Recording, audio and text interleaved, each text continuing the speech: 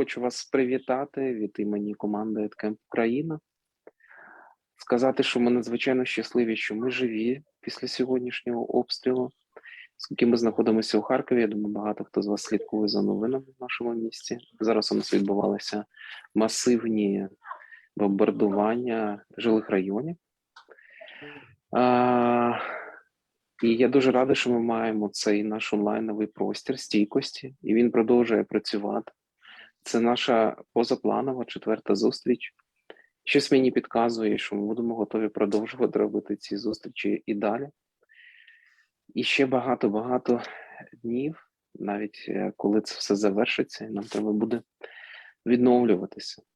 Я хочу побажати всім берегти себе, берегти Україну і вірити в нашу перемогу, у власну стійкість, і подякувати нашим партнерам за цю травму, яким я зараз передам слово. І нашій Наталі Валеській, яка дає їм українського голосу. Alexander was saying that we're having this session today. They are present from Kharkiv. Kharkiv was really heavily shelled today.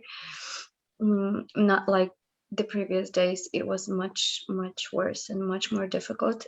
But all of the EdCamp Ukraine team are safe. And this is the fourth meeting, unplanned, but we think and we hope that we'll be able to have more of such sessions, not only as we proceed through these difficult times, but also when they are over, because we all will need to build up our resiliency and strength and all those kind of things. We keep believing in Ukraine and in our resiliency, and we want to stay strong. And we really thank all our American friends and partners for your support and for being here today with us.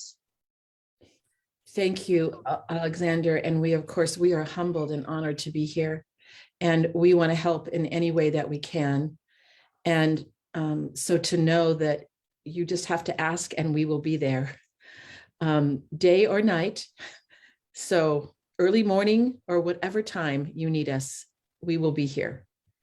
So just have to let us know when to come and we will come. Thank you. Elaine каже, що готові бути поруч за першим покликом, незалежно в яку поруч часто доби, вони підтримують нас і будуть з нами. Ми їм за це дуже вдячні. Yes. And so, and we're hoping too that you can guide us when you have time about if you want to have those drop-in meetings, because we are ready to go right away, and to have those daily if that's what you would like. You just have to let us know, and we will organize that, because we have many people around the world that are reaching out to us. And I also want to say one more thing to all the EdCamp people is I just heard from Neha from India, and she's also watched the EdCamp, and she said, "Oh, I'm so grateful that our worldwide community of C-learning folks have come together." Так. Elaine сказала, що вони готові продовжувати в такому форматі. Якщо нам це потрібно, цих щоденних, навіть якщо потрібно, зустрічі, оскільки це дуже важливо, і також передавала вітання від індійських друзів, які працюють також по програмі СЕН. Я не впевнена, що почула ім'я, але вони також про нас думають, підтримують і моляться за нас. Yes. I know that Alexander remembers Neha and her husband Ravi. Okay. Дякую дуже. Я вважаю, що нам цей простір стійкості на підтримку освітян, батьківства, дорослих, його треба зберігати. І я буду дуже радий, якщо вже завтра ми могли б організувати першу таку зустріч і мати, знаєте, оцей регулярний час, тому що такі прості, дрібні речі, такі короткі плани, що от ми знаємо, що завтра знову о четвертій ми зустрічаємося разом. Це те, що нас може всіх тримати і допомагати освітянам. Я порахував, до речі, що наші зустрічі сумарно в перегляді подивилися понад 10 тисяч осіб, і я думаю, що це дуже багато родин, які отримали таку психологічну підтримку в цей непростий час. Alexandra said that yes, we would appreciate if we could keep going with these daily meetings, if we have this certain time that we know that at this time we have to meet here and we can meet here and have this resilience space for us, because in these times when we cannot plan like any further than, I don't know, tonight or next morning, this is very important to have these, you know, some small routines that keep us going. So the total number of people who watched these sessions in recordings as well is about 10,000 people, and this is a lot. It's a lot of support for teachers and parents and anyone who needs this in these times. Wow, 10,000. I had no idea. So we, of course, will continue the support, Natalia. Thank you. Okay. So as we get started there, we do have a question that is, I mean, important to, you know, ask the group is we have posted the Ed Camp announcement with the donation to the military. We've also had requests from people, can you recommend humanitarian organizations? As you know, all humanitarian organizations are not created equally, but we would love a recommendation for another or two organizations that you recommend that people can donate to help the people of Ukraine as well. Okay, I think we can check on that. Каже Єлен, що запостили наш заклик із реквізитами на допомогу армії, але також питають про реквізити, можливо, якихось гуманітарних організацій, оскільки вони є різні, куди потрібна гуманітарна допомога в Україну. Це, ну, вони також, я так розумію, можуть допомогти з розповсюдженням такої інформації. Треба нам знайти. Ми підготуємо таку інформацію. Якраз є таке коло спілкування освітніх громадських організацій, і ми відправимо, поділимося. Okay, well, yeah, we will get back Great, to thank you. Thank you. So as we get started today, I'm just wondering if we can take just a moment of silence again and just a reflection, an inner reflection of, you know, to remember a resource, to remember something that's helping you get through right now. Maybe to think about all of us gathered here together in unity, whatever you'd like. Let's take a moment of silence.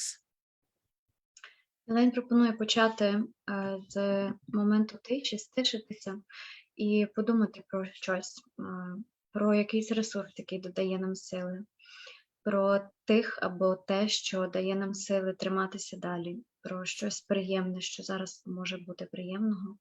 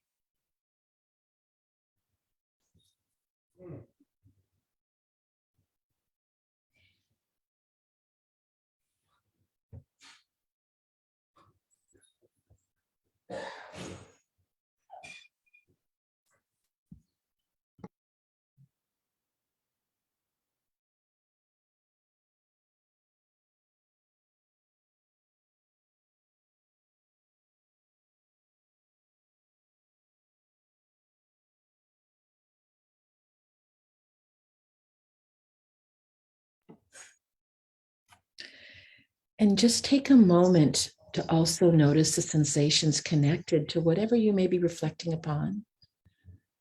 And try to draw your attention to sensations that are more pleasant or neutral inside. Тепер спробуйте зосередити увагу на самовідчуттях у тілі і знайти нейтральні або приємні самовідчуття і зосередитися трошки на них.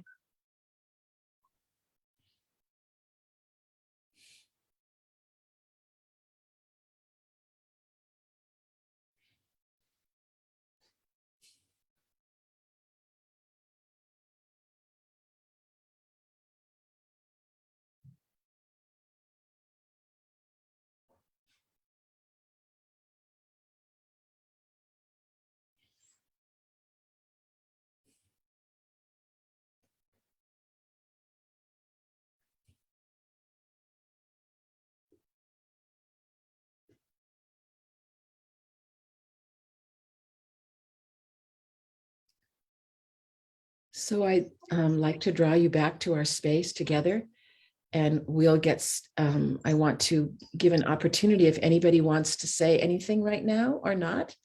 You could put it in the chat or unmute yourself to share anything that you might want to.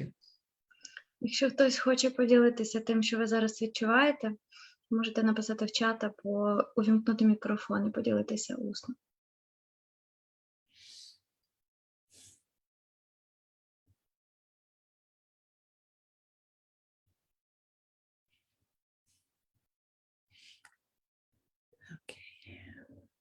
Well, you know, I'm going to ask Vera for just a moment. Vera, you were sharing about talking to your mom and, you know, hearing about your grandma in Ukraine. And maybe you might want to share a little bit about some of your thoughts that you shared with us.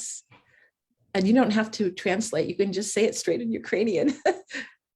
Whatever you might want to say as we're getting started. Okay, thank you. Наталю, навіть дивитись на вас сьогодні, ну так, на ваші сльози важко, але ми з вами. І дякуємо вам за те, що ви свій час, всі свій час присвячуєте тому, щоб принести цю програму для своїх людей. І моя мама живе в Луцьку, вона також дивилася вчора цю програму і поділилася з колегами, які працюють в садочку. Якраз була тема про дітей. І моя бабуся також живе в Луцьку, і тато. Хочу поділитися такою історією. Мама поділилася про бабусю мою. Сирени в місті, сирени почали лунати, що потрібно йти у накриття. І мама телефонує до бабусі, каже: мамочка, вже сирени лунають, іди в накриття. А бабуся так каже: не перебивай мене, я п'ю каву. А потім каже: дайте мені вже автомата, щоб я теж йшла боротися. В мене бабуся старша людина, але навіть така її, якась відважність теж така надихає. І просто хочу, щоб ви знали, що ми всі за вас, ми всі підтримуємо вас. І будь-яким чином, якщо ви можете, не знаю, якісь можливо ідеї будуть. І я, наприклад, теж викладаю курси по самоспівчуттю і медитації. В майбутньому буду дуже рада також підтримати і EdCamp, і будь-які ваші заходи. Тож, не знаю. Дякую. Дякую. Thank you, Vera. So I just want to, invite also if there's anything that anybody wants to say, again, or not. Лень, ще раз запрошую, може ще хтось хоче поділитися, то запрошення ще в стилі можна написати або розказати.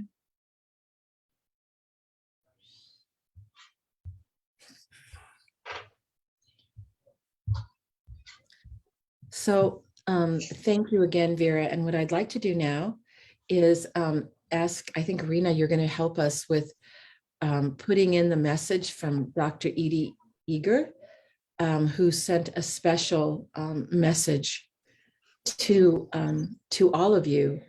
And I was sharing with every one of our staff today that this is her book called The Choice. And she has, she's so special. And I just want you all to know that she's also very old now. And it was a great meaning to me when we asked that she give this message. So we're just going to let her speak to you. So Natalia, go ahead and translate what I said. Thank you. And then Rena will go. Yeah, we have her books translated into Ukrainian. So oh, that's fabulous. I love that. Both, well, two of them. I don't know if they're just two or more, but both are. Okay. Елейн попросила свою колегу Ріну, зараз нам покажуть відео звернення від Едіт Екер. Це жінка, яка пережила Освєнцім, і вона записала для нас відео, спеціальне звернення до українців. Так, щось я опустила. Ага, ще її книжку Елейн показувала. Її книжки є перекладені українською мовою. Вона зараз уже досить старшого віку людина, але вона все ще жива і все ще надихає дуже своїм життєлюбством. Я думаю, ви самі зараз побачите на цьому відео. And one more thing is that the person who's introducing her is Dr. Joy Miller. And Dr. Miller puts on the largest resiliency conference in the world every year. And last year, Alexander spoke at that conference. And so I just want to, it's important that we see all the interconnections in our world right now, embracing the people of Ukraine. А представлятиме на цьому відео докторку Егар, докторка Джой Міллер. Джой Міллер – керівниця найбільшої в світі конференції по стійкості. Минулого року на ній виступав наш Олександр Елькін з кемпу. І Елейн просто хотіла підтвердити, підкреслити, наскільки ми всі взаємопов'язані, наскільки міцна і велика ця мережа наших зв'язків між нами. All right, so we will go ahead and show the video. So Rena, there you go. Hi, I'm Dr. Joy Miller, and I am the CEO of Resilience 2022. And we wanted to send you a message of love and of hope. And I'm bringing to you right now Dr. Edith Eger, who has a special message to everyone. And so I'm going to turn it over to her.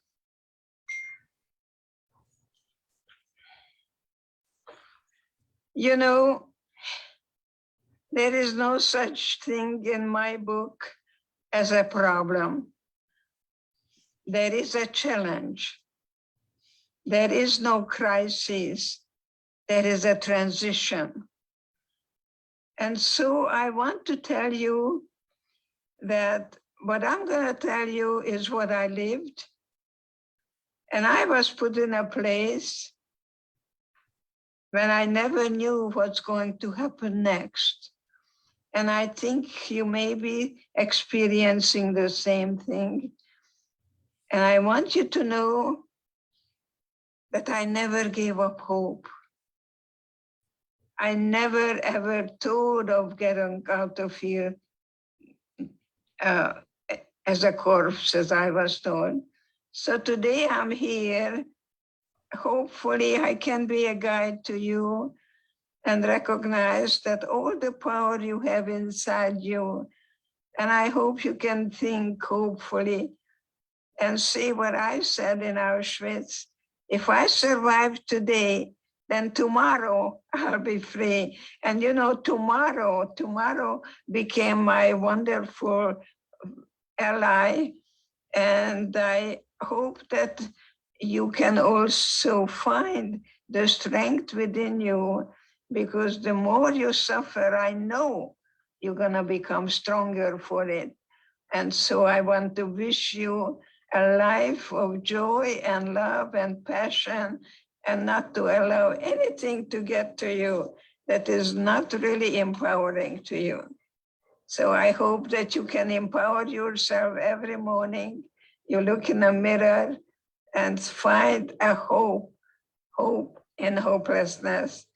And I know that this is temporary and you can survive it. So why don't you gonna repeat after me to say, I don't like it, it's inconvenient, and it's temporary, and I can survive it. Not yes, but yes, and I'm going to really look this as a challenge, and it's going to be hopefully a way to somehow learn to grow, and the suffering will make me even a better guide to another person. And all we have was each other really now. And I hope that you can really empower each other with your differences. I love you, send you all my love, and good luck. Thank you, Dr. Eger. And we thank you for taking your time and sending this message of hope. And I also want to add that we are keeping you all in our prayers and in our thoughts. And as Edith said, we know that you will be strong and we will keep you in our hearts. Thank you. Thank you so much.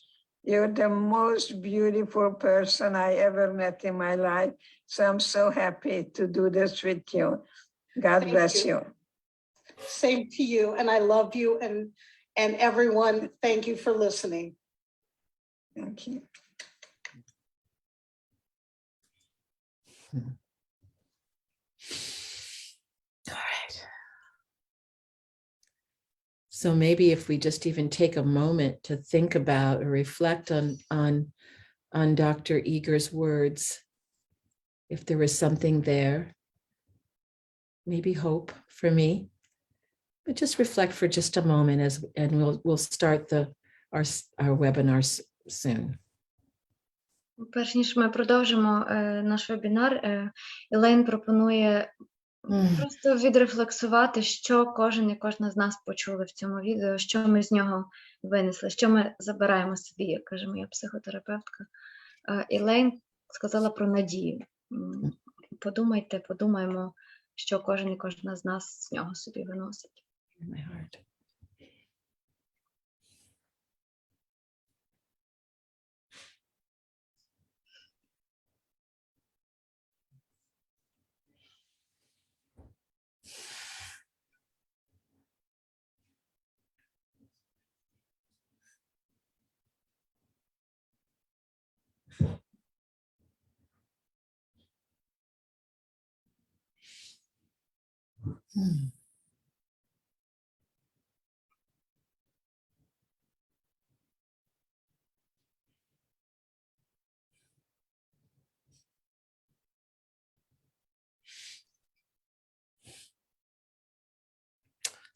All right. I think we will get started now. And Mike, I'm going to ask you to check in with zones right now. Так, ми починаємо і зараз з Майком про зони поговоримо. So go ahead, Mike. Sure. Well, I'm just going to ask everybody, as I'm pulling up the PowerPoint, just to check in and see where you are in reference to your okay zone. Are you in your okay zone? Are you in the high zone, low zone? Maybe somewhere in the higher part of your okay zone or lower part of your okay zone? Майк просить поділитися, хто де зараз, в якій зоні збудженості, пригніченості, десь посередині зони стійкості чи в верхній її частині. Просимо, хто хоче поділитися в чаті також. And if you can just put it in the chat for us. Yeah, I just said that. Thank you. I sometimes do go ahead, I'm sorry. No, I'm glad you do. Thank you. You're being redundant, Mike. I know. It's my life story sometimes. Yes. And then someone will have to, I can't see the chat when I share my screen. Yeah, so. I'm gonna read it out Thank loud.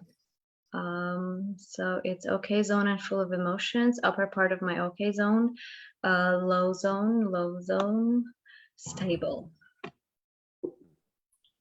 That must be a resilience, probably. Yeah. Okay. Mm-hmm.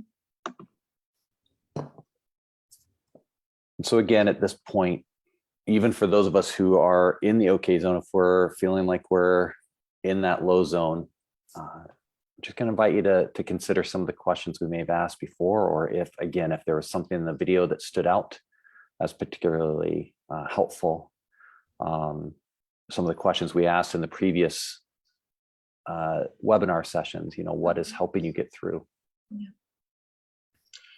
Майк нагадує про ті запитання, про які ми говорили в попередніх сесіях, може не всі там були, то я нагадаю запитання, які допомагають трошки витягнути себе з зони пригніченості або збудженості, дати відповідь собі на запитання, що допомагає мені пережити цей стан, що допомагає, що підтримує мене, або хто підтримує мене. Або що такого ви почули в цьому відео від Едіт Еггер, що дає якусь опору. And we also know that you have been introduced to all 6 skills. And so if there is a particular skill that you found helpful, whether it is a help now skill, like getting up and walking around and feeling your feet on the ground, or pushing against a wall, or maybe just bringing to mind something that gives you a sense of strength or peace. I'm going to invite you to do that as well. You mean like do it right now? Yeah. Use Yeah. that skill? Okay. Yeah. Так. They want- І Майк також нагадує, що ми за попередні 3 дні освоїли 6 навичок моделі стійкості спільнот. Якщо щось із них вам особливо помічне, то можете просто зараз застосувати. Хто може пропустив, там є такі варіанти, як опертися долонями в стіну і відчути оцю опору під руками. Можна встати і походити, зосереджуючи увагу на тому, як ступні торкаються землі. Це дуже прості, насправді, навички, навіть якщо хтось із присутніх сьогодні їх не слухали в попередні дні. Просто зробіть, можна просто це зробити. Це допомагає повернутися в зону стійкості. Оце заземлення, відчуття контакту з чимось, з поверхнею, з річчю. Moment. Просто зараз це можна зробити. От Елейна у нас потягується. Це теж така помічна практика. And then as you do that, I'm just going to invite you to see if you notice any sensations that might be more neutral or pleasant. І поки ви це робите, то зауважте, чи є всередині десь на рівні тіла відчуття такі більш приємні або просто нейтральні, не неприємні, які затягують, власне, зону пригніченості або збудженості, а приємні або нейтральні. Зауважте їх, зверніть на них увагу.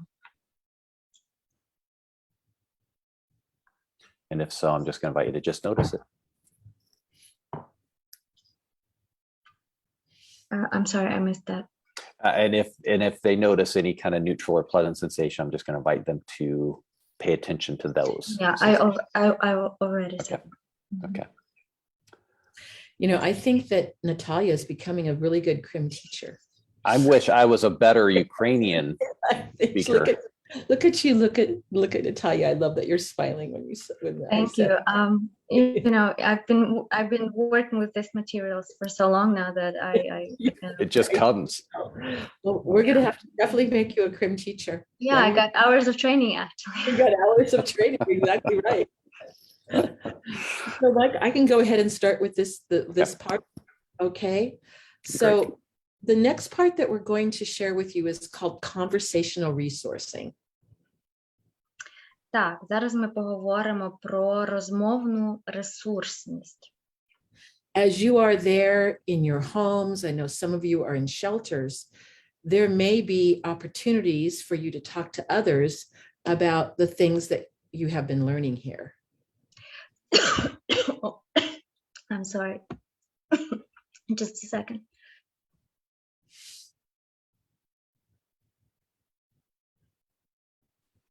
Elaine, could you repeat it again? Yeah, so as you I'm sorry, I'm back and I remembered what Elaine said. Okay, good, okay. Sorry for that. You know, and also tell you know that, you know, Matea or Vera can step in. Yeah, I can feel that. I sense their support. Thank you so much. Елейн каже, що ця розмовна ресурсність, про яку ми зараз поговоримо, її також можна буде практикувати навіть коли ми сидимо десь в укриттях чи перебуваємо поруч з іншими людьми і можемо поговорити з цим от методом про свій досвід. And so sometimes as we're supporting others, you know, we have learned that it's not as helpful to be too directive and to like say, you have to do it this way. That it's more important to be curious and to ask them about their experience using what we call open-ended questions. І в подібних розмовах набагато краще не давати людям вказівки і говорити якось так супер прямо, типу, не переживай, або там перестань хвилюватися, або припини нервуватися, це нічого не дає. Це нічого не дає такі вказівки. Набагато краще ставити відкриті запитання, тобто ті, які не передбачають тільки відповіді так, ні. І це відкриває людей до того, щоб ділитися своїм досвідом. And so that also includes trying not to be judgmental about what they may be saying to you. You may have a certain perspective, but if we go forward with a judgmental attitude, that can cut off the conversation in terms of helping someone else. Також дуже важливо, коли ми намагаємося комусь допомогти за допомогою таких розмов, старатися не судити людину. В кожної з нас є якісь погляди на ту чи іншу ситуацію, на те, про що ми говоримо. Важливо старатися не вклинювати ці погляди, не нав'язувати своїй людині інші погляди, а просто її слухати без осуду. Бо інакше, якщо осуджувати, то це людина замикається, діалог може зупинитися. And although this can be hard for some of us, we really encourage you not to interpret the person's experience, but to be more curious about asking them what they're thinking or feeling about what's happening right now. І те, що завжди є така спокуса по-своєму протрактувати досвід іншим, просто дати їм можливість висловитися без осуду, і без оцінки, без якихось таких появ. And so what we've learned is perception is everything, and everyone has different perceptions of the same event. So for some, it can be the most traumatic thing. For some, it can be, well, of course it's hard, but it's not trauma. So we can't say, oh, this is traumatic. We don't know what that person's experience is. І сприйняття у всіх людей абсолютно різні. Одна й та сама подія може викликати в двох різних людей чи в багатьох різних людей різні сприйняття. Для когось те, що людина пережила, чи люди разом пережили, може бути страшенною травмою. Хтось може вважати, це ще цілком терпимо, це не травма, буває гірше. У всіх сприйняття дуже різні. Because sometimes if you do this, I've seen where someone might say, oh, you're angry. And the person goes, no, I'm not angry. I'm sad. So sometimes even when we think someone's angry, they may be sad. I think we're going to be seeing both of those emotions right now. Right. І іноді нам здається, що ми розуміємо, що відчуває людина. Ми можемо сказати, наприклад, та ти сердишся. Людина каже, та нічого я не серджуся, мені дуже сумно або неприємно. І те, що для нас виглядало як лють, може насправді бути сумом. Тобто в кожного якісь свої емоції, свої трактування ситуації. So I'm going to kind of go into now, there's things that you're already seeing, and we are going to give you some of the ideas that we've learned with working with many people all across the world after there's been great loss, grief, and crisis. І Елейн каже, що дечого ми вже зараз вчимося самі в процесі переживання того, що переживаємо, але також вони з нами зараз поділяться над тим, що вони побачили і спостерегли у великої кількості людей після якихось серйозних таких масових складних подій чи катаклізмів. Grief is so encompassing, and it can be grieving for the way life used to be. It can be grieving for things that used to be so regular in your life that everything's been tossed upside down. Горе або горювання – це дуже таке універсальне відчуття. Люди часто його переживають, ми можемо зараз його переживати в зв'язку з тим, що, наприклад, наш нормальний уклад життя порушився, або за якимись простими речами, до яких ми звикли, які були в повсякденному житті, і ми сприймали за даність. And sadly, people are losing their lives, and we may lose people that we love and we care about. На жаль, люди гинуть, і може статися так, що і ми втрачаємо когось, кого дуже любимо і хто нам близький. And sometimes it can be hard for us to know what to say. І іноді буває складно підібрати правильні слова.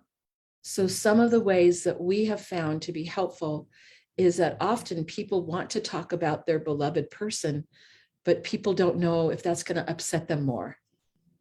І каже Елейн, що з їхнього досвіду дуже часто люди хочуть говорити про своїх близьких, я так розумію, про тих, яких втратили, але інші люди думають, що такі розмови можуть засмутити їхніх співрозмовників. But if the person would like to talk to you about things, you can ask them questions such as, well, do you think you could share with me some of your meaningful memories that you had with that person?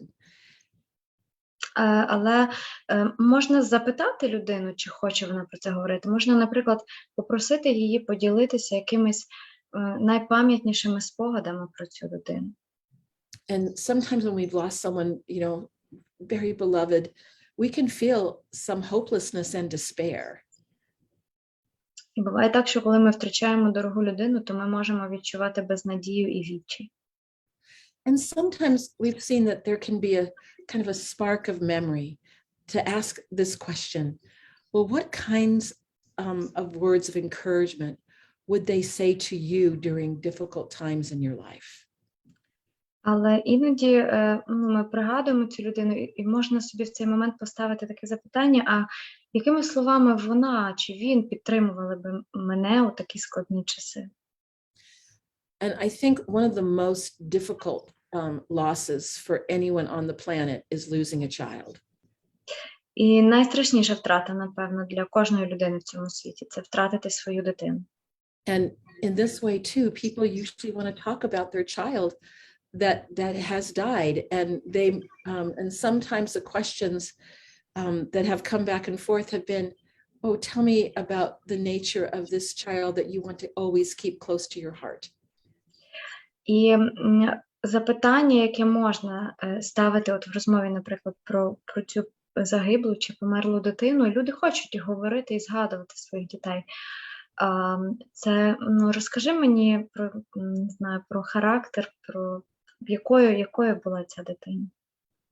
And although it may be difficult for us to talk to someone who has lost someone dear to them, it sometimes is the very thing that the person wants to talk about. І хоча нам може бути складно говорити з людьми, які втратили близьких, про цю їхню втрату, дуже часто буває так, що саме таких розмов ці люди і потребують.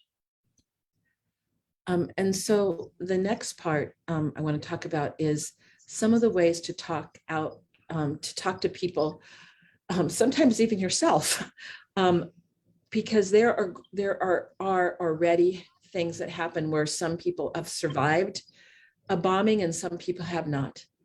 So some people were able to get away. And so when you've been able to get away, there are questions that you can ask that can help bring the nervous system back into balance. Так, і зараз ми перейдемо до частини, де Елейн розкаже, як говорити про деякі інші речі, тому що, наприклад, коли відбувається бомбардування, і люди, які це пережили і прожили, є певні запитання, які можна їм поставити, які допоможуть їм врівноважити, повернути до рівноваги їхні нервові системи. So the questions can be, can you tell me the moment that you knew you had survived? I don't think I got it. So can you tell me the moment that you knew that you had survived whatever it was, the moment. Yeah, the moment, yes. Thank you. Наприклад, запитання.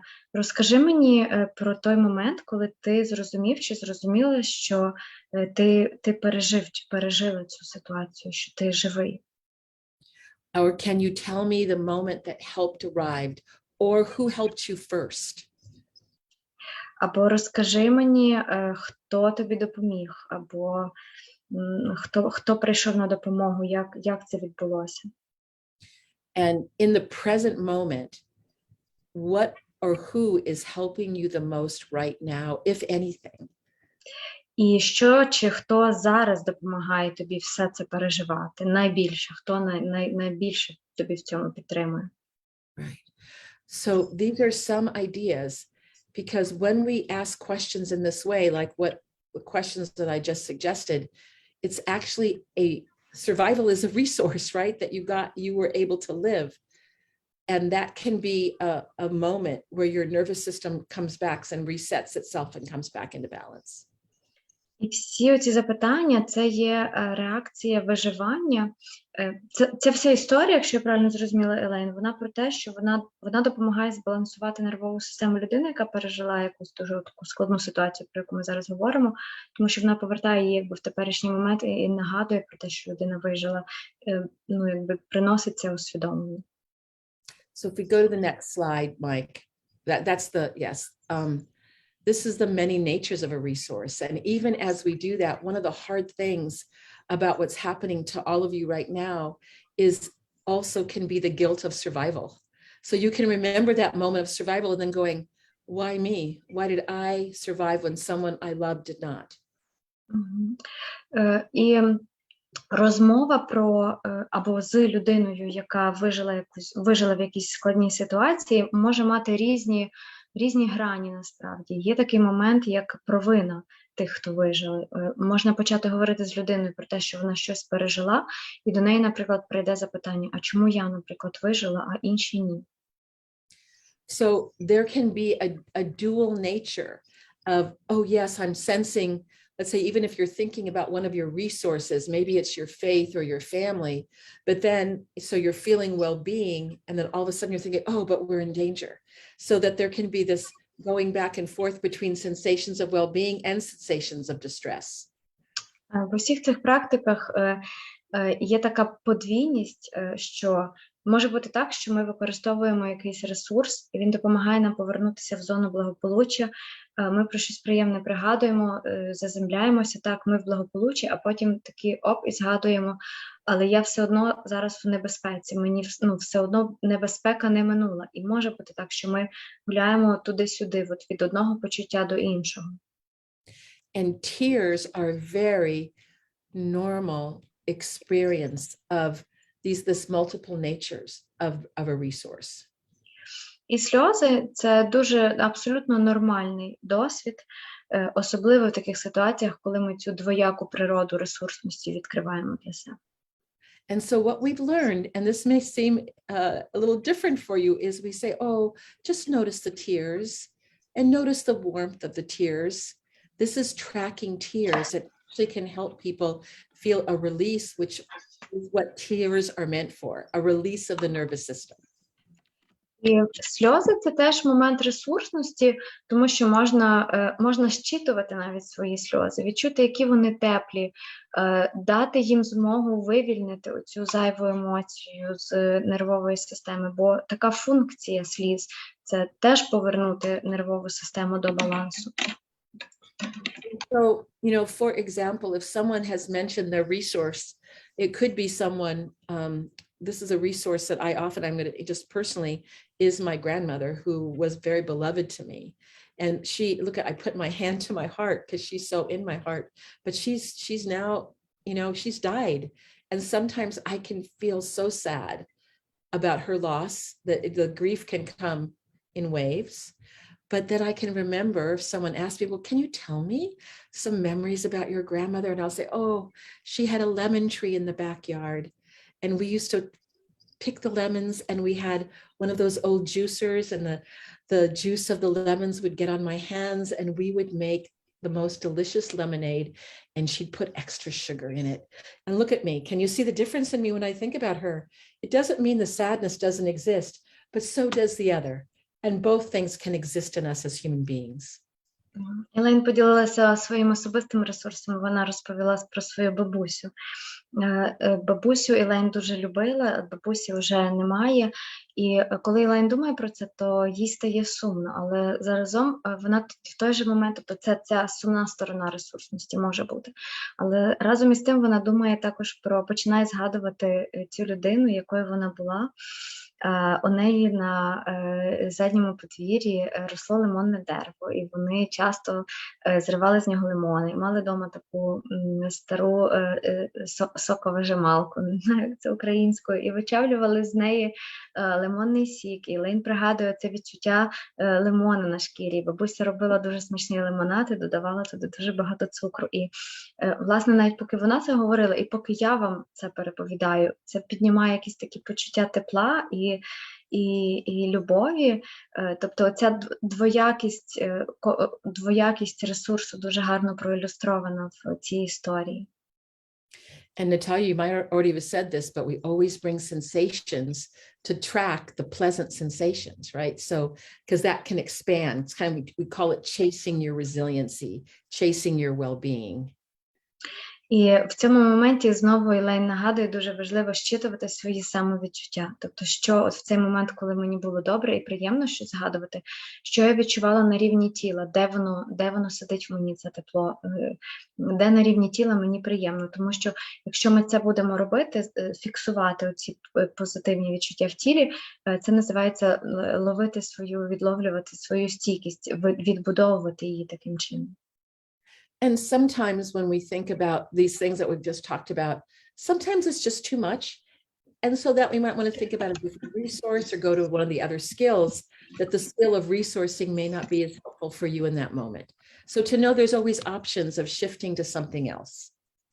Але ресурсність – це не єдиний метод, який можна використовувати. Іноді цих всіх емоцій, пов'язаних з ресурсами, може бути забагато. І тоді цілком нормально перейти до якогось іншого ресурсу, іншої практики, іншої навички. So I just like to pause there, Natalia. I noticed there's some things in the chat. Is there anything that we need to know about what people are saying? Yeah, let me see. And just want to invite people to see if they have any comments about what we're talking about right now.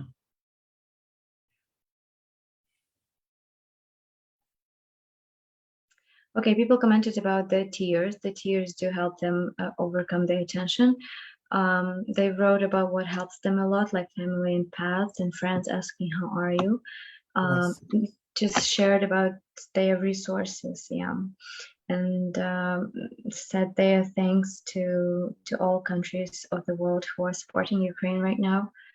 No questions so far, just positive comments. Great. And so, but I'm just going to pause to see if anybody else wants to put anything else in the chat. Okay.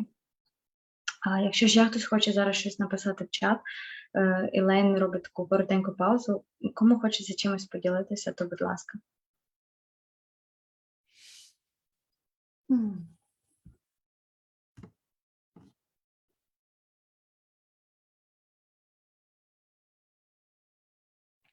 Okay. All right. Okay, we can continue now. And Mike, you want to put the slides back up? And I think, do you want to go to the next section? You want to do this next section, Mike?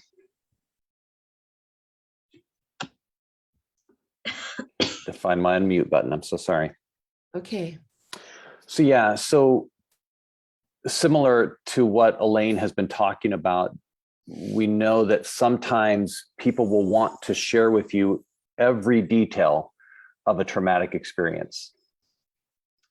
В контексті того, про що говорила Елейн, може бути так, що люди захочуть поділитися з вами дуже детально своїм травматичним досвідом. And we know that sometimes as we do that, as we share all of those traumatic experiences and details, that can cause our nervous system to become dysregulated. It can bump us out of our okay zone. When we share or when people share that with us? When we share our own details and and it may happen in them, right? It may bump them out of their okay zone. Oh, okay. Also, when people are listening, if you're listening to a story, Right. Both. you can also bump them out. I think it's both ways. Both. So Yeah. both people can get out of their balance, right? Yes. Yes. Але Yes. може бути, thank you, може бути так, що коли хтось починає ділитися з кимось усіма деталями свого травматичного досвіду, то і для тих, хто ділиться, і для тих, хто слухає, це може стати занадто і просто розбалансовується нервова система.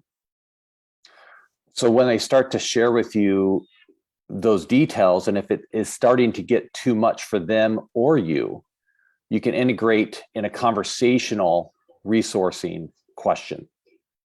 І коли ви відчуваєте, що все, більше ви не витримуєте, або розповідати про себе, або слухати, як хтось інший ділиться, можна перейти до запитань от якраз цієї розмовної ресурсності.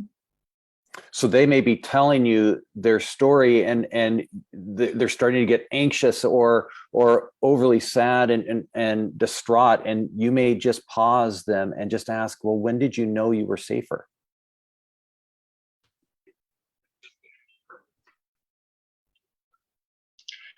I think I had some internet issues and I missed this entire bit from the very beginning. I'm That's sorry. okay. That's okay. So sometimes as people are talking about their experience, they may become overly anxious and start to go out of their zone. And you can pause and invite them to answer the question, when did you know you were safer? І якщо ви бачите, що людина, яка ділиться з вами своїм досвідом, починає виходити з себе, вона вже не в зоні стійкості, ну, для неї це вже занадто. Ви можете просто поставити їй ось це запитання, яке є на екрані. Коли ви зрозуміли, що ви вже в безпеці, чи принаймні в трошки більш безпечному місці, ніж до того? Or maybe you can ask, did anyone help you get away? Or what do you think helped you get through this? Можна також запитати, чи хтось вам допоміг втекти звідти, чи що допомогло вам ну, вийти з цієї ситуації, чи пережити цю ситуацію. Because we know that as we talk about experiences that are traumatic and distressing, we feel it all over again in our body. Тому що ну, це вже факт підтверджений, коли ми починаємо згадувати якийсь травматичний досвід, ми переживаємо його повторно на рівні тіла всюди. And so asking these types of questions in a very conversational way can help re-regulate our nervous system, can help bring us back into our okay zone. І коли ми ставимо ці запитання, ну,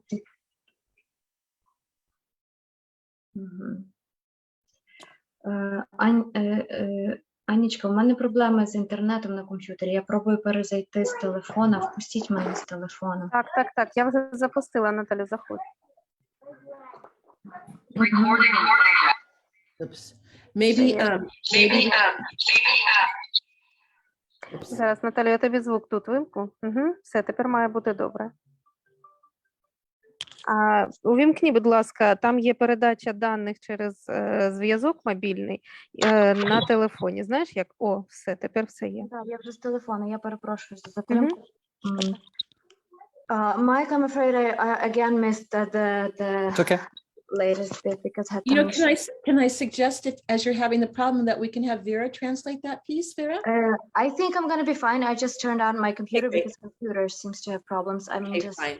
using my And mobile. And just know, Natalia, that Vera is here on alert if you need her. Sure, as soon as if I get kicked out, you will Okay. have to All right. help me out. But I'm still here. Okay. Sure. So really it's recognizing that as people tell about their experience, it can bump them into their high or low zone. It can bump us as listeners into our high zone and low zone, and asking these types of questions conversationally is a way of helping them and us come back into our okay zone. То, ну, підсумовуючи все сказане, коли люди діляться своїм досвідом, не негативним, неприємним, вони можуть його винести в зону збудженості або пригніченості. Коли ми ставимо їм отакі запитання, ну, так, в діалоговому такому режимі, в розмовному форматі, це допомагає і їм, і нам повернутися назад у зону стійкості. It's a way of recognizing and honoring not only the parts of the story that can be distressing, but also reminding us of what else is also true, what else also is involved in that story that we often don't think about or talk about. І оці запитання, вони покликані подивитися на цю травматичну історію під іншим кутом, тому що, ну, як правило, в кожній історії є якісь і позитивні моменти, і ми про них можемо забувати. Вони допомагають подивитися на ці позитивні моменти, хто нас врятував, хто допоміг нам перейти через це. Can I just add something too? I should have put this on a slide, Natalia, but one of the most important things that I've learned when I've been with people who are in the midst of crisis, and some part of the crisis can be over, for example, I will ask them to tell me the end of their experience first. So for example, if someone just got away from, let's say, an explosion, and they're saying, and they may start by saying, oh my gosh, this happened and this happened. And pretty soon they're so in their high zone, right? But if you say, I'm wondering if we can just pause for a second and can you tell me when you knew you had gotten away or when you got through, then all of a sudden you can see the nervous system stop and they'll go, oh, it's when I got to the shelter or whatever what they may say. But the end of the story, then their body and their mind knows that part of the experience is over. Isn't that magical? It's well, in Beautiful. Okay. Magical was the wrong word. Beautiful. So remember, it's the part of the experience because we know that you're still living, of course, with what's happening, right? With the bombing, etc. But there are pieces to it, right? There's getting away from this explosion or this thing. Yes, there may be another one, but see, if that accumulates, it's like stacking dominoes up until they fall over. If you can release a little bit of that tension a bit at a time, then we believe that reduces the chance of developing post-traumatic stress disorder. Does that make sense what I'm saying? Absolutely. Okay. Елейн каже, що з її досвіду роботи їхньої організації з людьми, які пережили непрості життєві обставини, коли людина починає розповідати про те, що вона пережила, вона може сама себе накручувати, тобто вона переповідає, було так, а потім сталося те, а потім сталося те, і все, вона вилетіла в зону збудженості, і нервова система вже розбалансувалася. В такий момент дуже допомагає перебити просто і сказати, о, добре, але тепер розкажи мені, будь ласка, а коли ти зрозумів чи зрозуміла, що з цієї ситуації ти вже в безпеці, що, наприклад, вона закінчилася. Елейн каже, ну, вона розуміє, що в нас ще нічого не закінчилося, і там одні бомбардування позаду, але інші можуть бути ще попереду. Але все одно, кожен оцей раз, коли ми заземляємо іншу людину і даємо їм повернутися в це завершення того негативного досвіду, він завершився. Ти жива чи живий, от ти в укритті, розкажи мені про це. То ми накопичуємо достатньо цієї такої стійкості, і це потім допомагає пережити, точніше не пережити, а попередити розвиток посттравматичного стресового розладу. Thank you, Natalia. Okay, Mike, I realized I had left that out, so go ahead. That's okay. Very important part for our brain. Yes. Oh, I think we need this right now. Yeah. Over to you, Mike. Yes. Yeah. So we're going to invite a resiliency pause, and we're going to invite you to, and Natalia, if you just want to read these options, I don't need to say them in English. You could just read these options and invite people to do these. So they will be doing this and then sharing. Yes, and then share it in chat. Yes. Thank Should you. I emphasize that they also pay attention to their sensations while doing this? Yes. Or not yet? Just invite them to do the skills, and then Okay. and then we can let them do the skills, and then we'll ask them to see what they notice. Okay. I wanted to make sure. Okay. Отже, зараз запрошуємо вас до паузи стійкості. Давайте зробимо якусь із практик, які ми вже знаємо. Ресурсність, наприклад. Чи допоможе мені, якщо я повернуся до ресурсу, про який ми говорили раніше, і що зараз відбувається? Або заземлення. Зверніть увагу, от ви зараз сидите, слухаєте цей ефір, як ваші тіла контактують з поверхнею, з кріслом, диваном. Або практика навіть означає перестати зосереджуватися увагою на тому місці в тілі, де вам погано, і знайти місце, де хоча б нейтрально або приємно, і всю увагу вкласти, що, з мого досвіду це я вже ділюсь, там, не знаю, долоня до долоні, вони такі тепленькі, або руки на коліна, або що завгодно.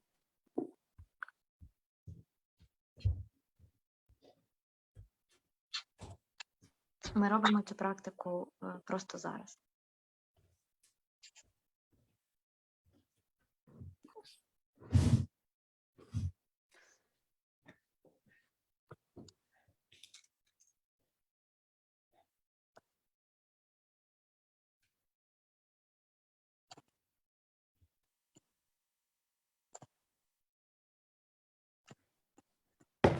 If you want to invite them to put into chat What they did? what they did, and even if they notice any If it Those helped are to neutral sensations, yeah, if it helps or not. Окей. Запрошують поділитися в чаті. Що ви робили? Чи помітили якісь самовідчуття на рівні тіла? Що у вас зараз? Because what I'm asking us to do as a group is what we would do in a situation as we've been talking about. As we just talk conversationally with someone and we do these skills, we may notice that they are starting again to be bumped out of their zone, and maybe we pause and invite them to resource. Maybe we pause and invite them to pay attention how their bodies are making contact with the chair or sofa. So we're doing in this meeting what we often suggest you do in real life. Окей. Майк каже, що те, що ми робимо зараз, просто перервали розмову і робимо паузу стійкості, запрошуємо провести ресурсність або заземлення, або іншу практику. Це точно так само можна робити і в реальному житті, і вони зазвичай користуються цим, коли працюють з людьми з травмами. Просто зупинити людину, яку виносить в її зону якусь не таку, і запропонувати, а давай зараз звернемо увагу, як там ноги торкаються підлоги чи спинки крісла. Це можна використовувати в реальному житті.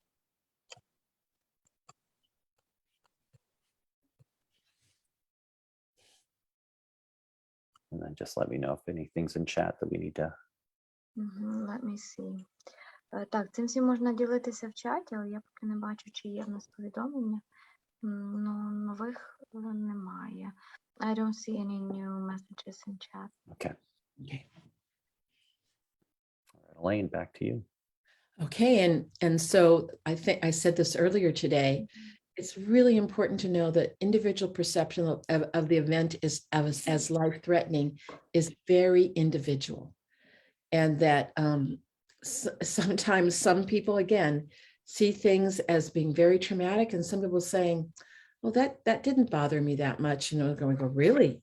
So we can't assume that everybody experiences the same event in the same way.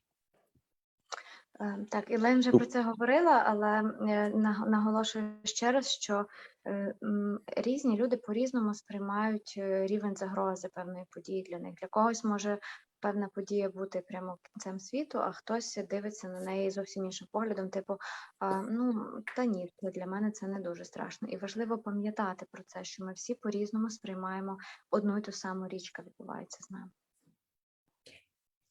Next slide, Mike.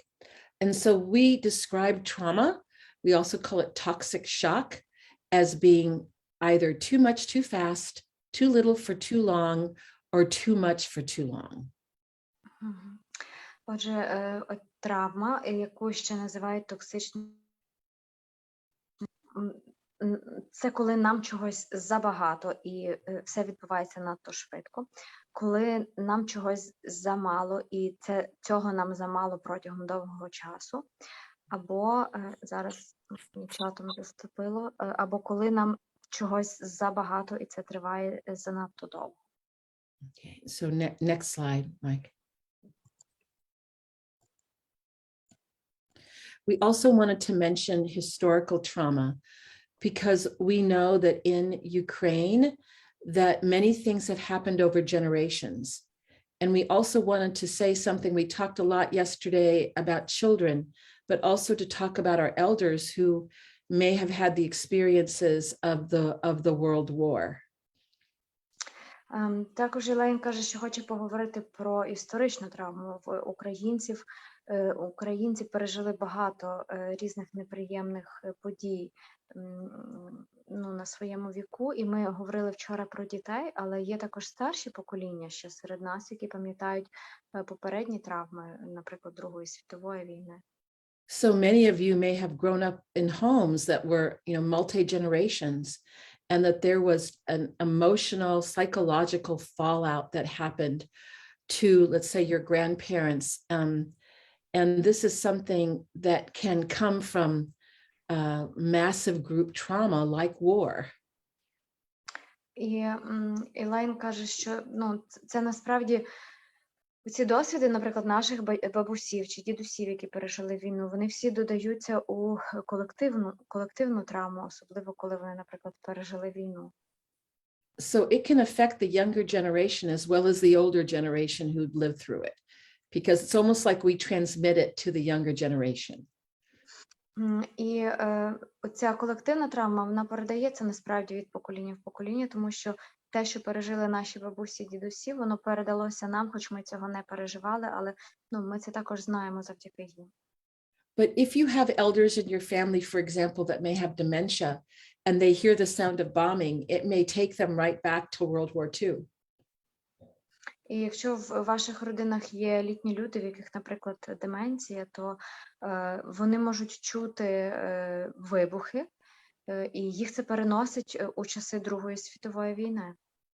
So in some of the what we have shared with you, some of the skills, what we've learned with elders with dementia, for example, is sometimes singing songs, holding something in their arms that they can rock, like maybe when they rock babies when they were young people, having a blanket on them and something weighted on them that they can feel the pressure of that. But you want to do things to bring them to the present moment, and to remind them that you're there with them now. So even though they may not be able to understand it factually, the physical experience of your presence can make all the difference in the world to elders right now. І якщо у вас є такі люди у вашому житті чи оточенні, то в таких ситуаціях, коли відбувається, коли вони думають, що зараз повторюються події Другої світової війни, чи що вони знову це переживають, їм дуже допомагають тілесні досвіди. Вони можуть не розуміти головою, що відбувається і де вони зараз, але Елейн перелічила низку практик тілесних, які допомагають їм повернутися в теперішній момент і відчути, що вони не самі, що ви поруч. Можна використати якусь, не музику, вона сказала, пісні. Потім можна їм дати щось, щоб вони обійняли і просто так погойдали, як вони колись гойдали дітей. Або огорнути їх ковдручкою, дати їм це відчуття такої тілесної якоїсь захищеності. На рівні тіла такі практики, такі речі посилають сигнал нервовій системі і в мозок про те, що ніби все відносно гаразд. Elaine, I just wanted to say to you that Svetlana Royce had a post recently these days about hugging ourselves and humming or singing to ourselves, and that helps to... It does, absolutely. And so those kinds of things with our elders as well can be so helpful. Mm-hmm. All right, so moving forward, you know what, Mike, I think that we just did that resiliency pause. Can we keep moving? And we can do that in some of the others, but let's get to the brain and some of this. I don't think we're going to be able to finish. We'll see what we can get finished right now, but I think this brain information right now is very important to know about. I'm sorry, I was checking on the chat. I didn't have to translate anything, right? Because you were... It's okay, you didn't have to. Mike is going to go into the brain right now. Yep. Okay. Well, when we talk about the brain, we want to talk about very simple understanding of the brain to help us understand what occurs during times of stress. Так, Майк зараз трохи розкаже про мозок, тому що якщо розуміти базову роботу мозку, то можна зрозуміти, що відбувається в ньому під час стресу. And we often talk about it with three networks because our brain is a network of neurons or brain cells. І коли ми про це говоримо, то йдеться про 3 мережі, тому що наш мозок – це є мережа нейронів або нервових клітин. And we often use our hand to talk about our brain where we fold our thumb in, fingers over, and that's our brain. Вау. І коли ми говоримо про мозок, точніше, коли вони говорять про мозок, то використовують долоні. Ви бачили, так, як Майк зробив? Спочатку загинаємо палець, повертаємо до пальці, і потім видно, окей, роблять, я не можу так руку повернути. І це наш мозок. So when we talk about what we call the prefrontal cortex, that's this part right here. That's it organizes our experiences and operates much like a conductor, the orchestra leader of a symphony that we call our brain. Оця передня частина, передні фаланги пальців, це є префронтальна кора. Це такий своєрідний диригент, який організовує всі процеси, які відбуваються в мозку. And then if we go into where the thumb is, we have our appraisal system network that helps one part of that appraisal system. It helps assess risk. It's the amygdala. And it's one of the leaders in the brain's network orienting to threats and helping to keep us safer. Отут, де великий палець всередині мозку, там розташовані системи оцінювання, які, власне, допомагають оцінити ризики, загрози і зрозуміти, де ми зараз перебуваємо, що відбувається. Одна з частин мозку, яка за це відповідальна, це мигдаловидне тіло, і вона власне, виконує оцю функцію оцінювання. And so when it assesses a threat, maybe it hears a sound outside or it sees something that looks threatening, it sends its message down to what we call the survival network, which is located in what we call the brain stem. І коли це мигдаловидне тіло чує якийсь там, наприклад, звук чи попередження, яке сприймає як загрозу, то воно посилає сигнал у мережу виживання або, я не знаю, як це сказати українською, одним словом, в ту нижню частину мозку, в стовбур, напевне, це стовбур, про те, що зараз у нас є загроза. And this network, the survival network, carries out the fight, flight, and freeze responses. It's unconscious, means we don't have to tell it to do it. It just does it. And it's responsible for a lot of the other parts of our survival, like breathing and digestion. But that's all automatic. Окей. І оця нижня частина, вона, власне, відповідає за оці реакції бийся, замри або біжи. Всі вони автоматичні, вони не відбуваються якимось мисленнєвим процесом. Тобто, щойно вони отримують сигнал про небезпеку, та частина мозку приймає автоматичне рішення, що нам робити, ми тим не керуємо. Точно так само в тій же частині мозку відбуваються, точніше керуються такі процеси, як травлення, дихання, і все це відбувається автоматично без нашої участі. So when we assess a threat, when the amygdala assesses a threat, it sends its message down to the survival network, and our prefrontal cortex, our thinking and judgment does not work as good. Тобто, коли мигдаловидне тіло оцінює ризики і вважає ситуацію загрозливою, воно посилає сигнал туди в нижню частину мозку, і там уже приймається рішення. Оця верхня частина мозку, префронтальна кора, вона фактично не задіяна в прийнятті цього рішення. But if we can practice the skills can help bring our prefrontal cortex back. And we can make better decisions. Але якщо ми будемо, так, дякую, я бачу в чаті підказку рептильний мозок. Так, дякую. Якщо ми будемо використовувати і практикувати навички, про які ми говоримо вже в ці 4 дні, то вони допомагають нам задіяти оцю префронтальну кору, повернути її назад на своє місце, вона починає включатися для прийняття рішень. But I hope you can see the importance of how our brain and our body work to help in our survival, so that when we are in survival mode, when we have to do something that aids our survival, we don't have to think about it, it just automatically does it. That's an elegant design. Але Майк зауважує, наскільки нашого мозку, тому що попри те, що ми можемо скористатися префронтальною корою для прийняття рішень, коли ми в ситуації загрози і мозок сам приймає рішення, що йому робити в цьому режимі виживання, то це насправді дуже крута організація, дуже крута система для нашого виживання. Is there anything else, Elaine, you would want to add before I move forward? No, I'd really like to get to the survival responses. Yep, let's go. Today. That's where we're headed. Yeah.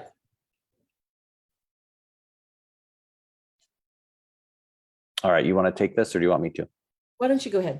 Okay, so when we talk about survival responses, we talk about a reaction called the orienting response. And the orienting response, and it's that first section, refers to an automatic response in which a person alerts to new information from the environment that may or may not be threatening. Коли ми говоримо про автоматичні реакції на виживання, то першою в таких реакціях є реакція орієнтування. Так, знову ж таки, я не впевнена, що це точний переклад термінів, але будемо орієнтуватися на слайди, запропоновані нашими партнерами. Отже, реакція орієнтування, вона, власне, сприймає інформацію з навколишнього середовища, проте загрозливе щось для нас чи не загрозливе. Підключи мене, будь ласка. So if we hear a sound, we see something, we feel something, the orienting response is protective and it's designed to answer the question, what is that? And am I safe? Отже, коли ми щось чуємо, сприймаємо, бачимо, то реакція орієнтування, вона має захисний характер і вона відповідає на питання, що відбувається і чи в безпеці є. And during times of great distress like this, we can have what we call a hypervigilance. And that may be very common for many people for a variety of reasons. І в ситуаціях сильної загрози може спрацьовувати така реакція, як надмірна пильність, або тут написано гіперпильність. І це нормальна реакція загалом для організму в таких складних ситуаціях. So we may orient to a loud sound or to people and situations who represent a perceived threat. We may be hypervigilant to those. На якісь звуки чи на людей, які для нас асоціюються з загрозою, ми на них можемо так надмірно чутливо реагувати. So we may see a car approaching us as we're walking our neighborhood and start to feel anxious, right? We may see a person or a situation that we perceive to be threatening, whether it results from personal lived experience or vicarious trauma. І ми можемо, буває, ми йдемо по вулиці, різко наближається машина, ми сприймаємо цю ситуацію як загрозливу, бо бачимо людину, яка в нас чомусь асоціюється з чимось небезпечним. Ми можемо знати, що цей досвід небезпечний, або навіть мати особистий досвід, з якого ми знаємо, що це для нас становить небезпеку. And when we're in this state, we can become less able to tell the difference when an environmental cue is threatening or not. І коли ми перебуваємо в такому стані надмірної настороженості, то ми не завжди можемо точно визначити, сигнал, який ми отримуємо з зовнішнього середовища, він справді про небезпеку чи ні. Because our nervous system is designed to help protect us. Бо нервова система створена для того, щоб нас захищати. Elaine, anything else before we move on? Well, I just think it's important for them to know that right now it would be very normal for them to be hypervigilant. Yes. Because there's danger in many places. And so you may be, let's say, in a safer spot and someone bumps a chair and all of a sudden you startle. And you may go, why did I have that reaction? It's because the brain is saying we're living in a threatening situation right now. And that hypervigilance gets generalized to lots of different things. Елейн, хотіла ще додати, що в такій ситуації, в якій ми перебуваємо зараз, це нормально бути в такому стані надмірної пильності і реагувати на будь-які різкі звуки, різкі ривки, тому що ми в такій ситуації. Іноді може здаватися, о Боже, чому я так різко реагую, там просто стільцем хтось грюкнув, чи двері сильніше хлопнули. Це нормально. Зараз, поки ми в таких обставинах, в яких ми є, це абсолютно нормальна реакція організму. Okay, got here. You want to take this or you want to? Go ahead. Okay. I'll do it. Okay, so we're going to talk about survival responses now. And I also see that our time is quickly living. So we're going to do this quickly, but when we have our drop-in meetings, we'll talk more about the survival responses. But it's so important to know that these are automatic. Так, зараз Елейн поговорить про реакції виживання. Вона зауважує, що вони всі автоматичні.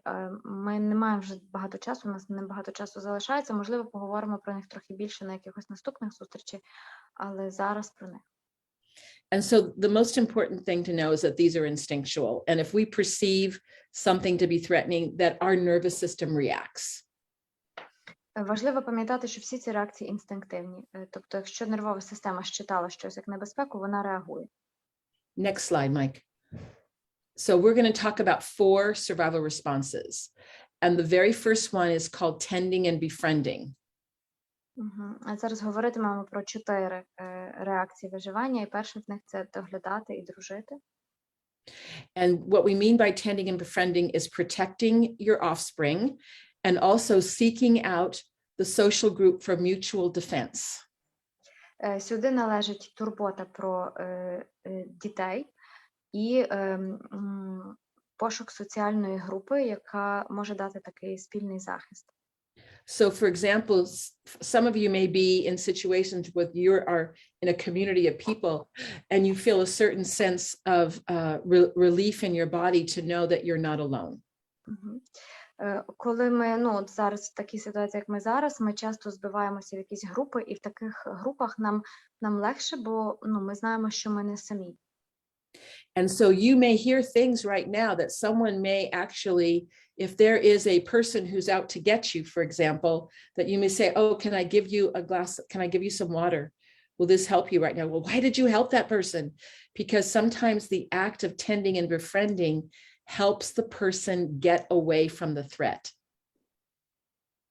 Oh, I think I didn't. Well, so tending and befriending is something that, let me say it a little differently. It's something that is done in the research primarily by women, although it can be done by anyone. But it's because most predators, for example, are larger and that we can't flee or fight and get away from them.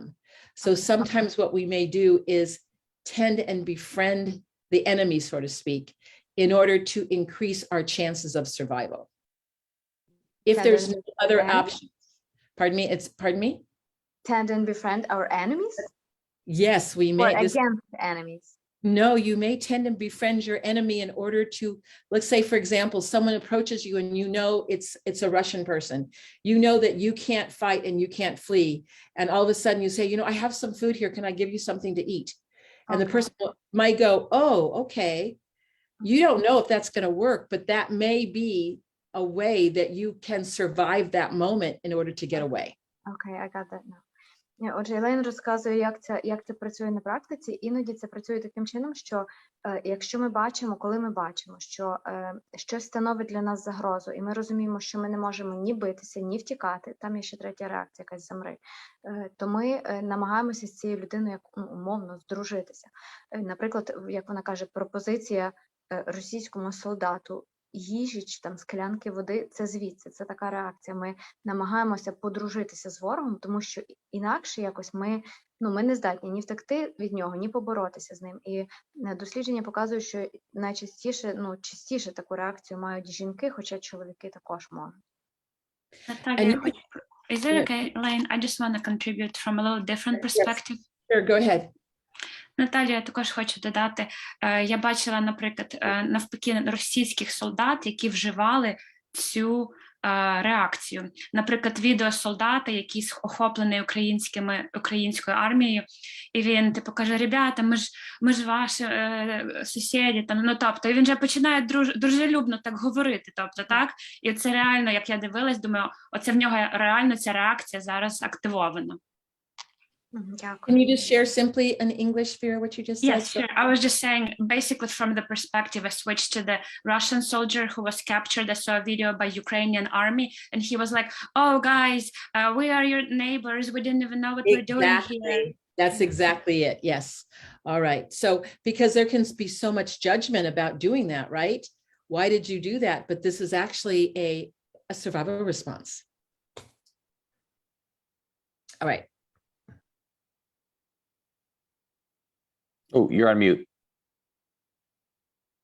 All right. So I think, Mike, can you continue with the fight, flight?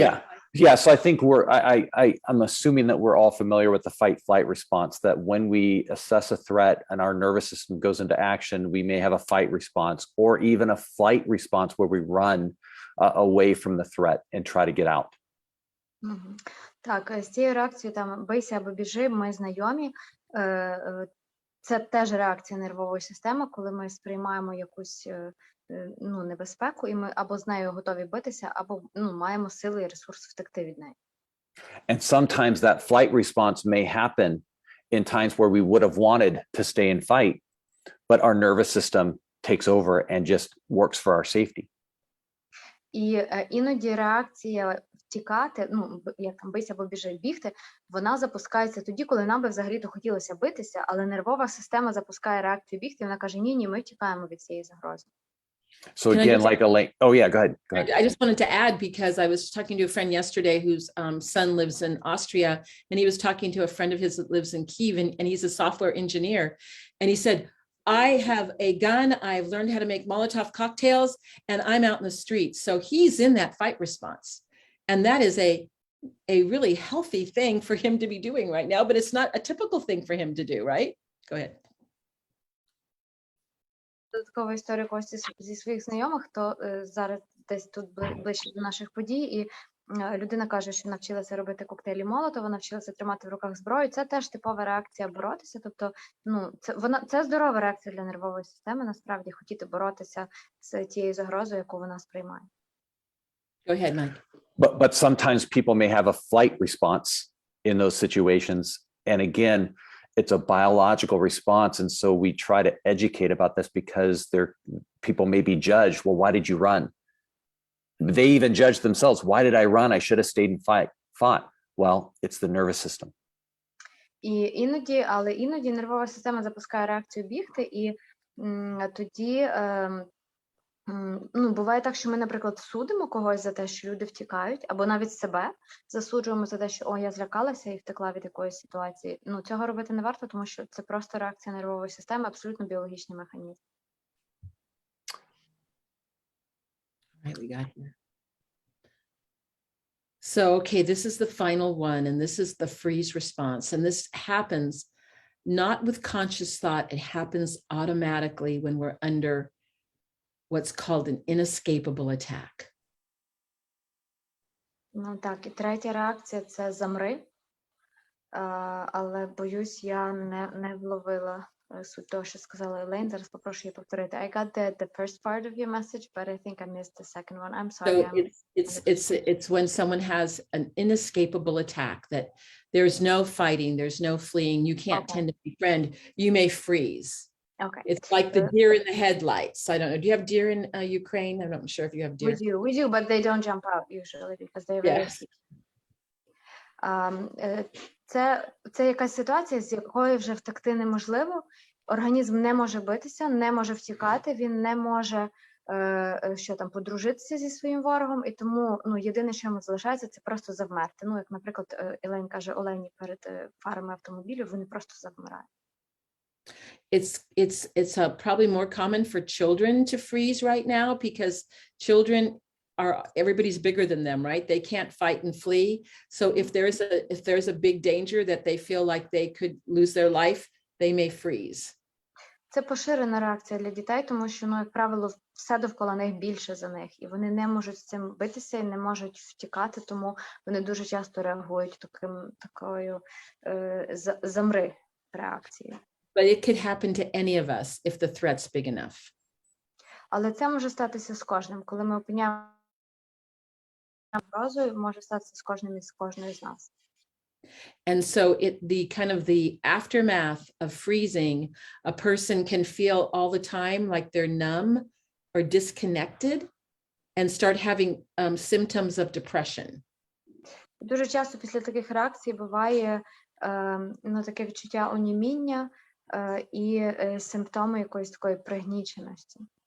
Some people describe it like they almost have a veil over their eyesight that they can't see as well, and they can have concentration difficulties. Деякі люди описують такі симптоми, як затуманений зір, ніби хтось, ніби в них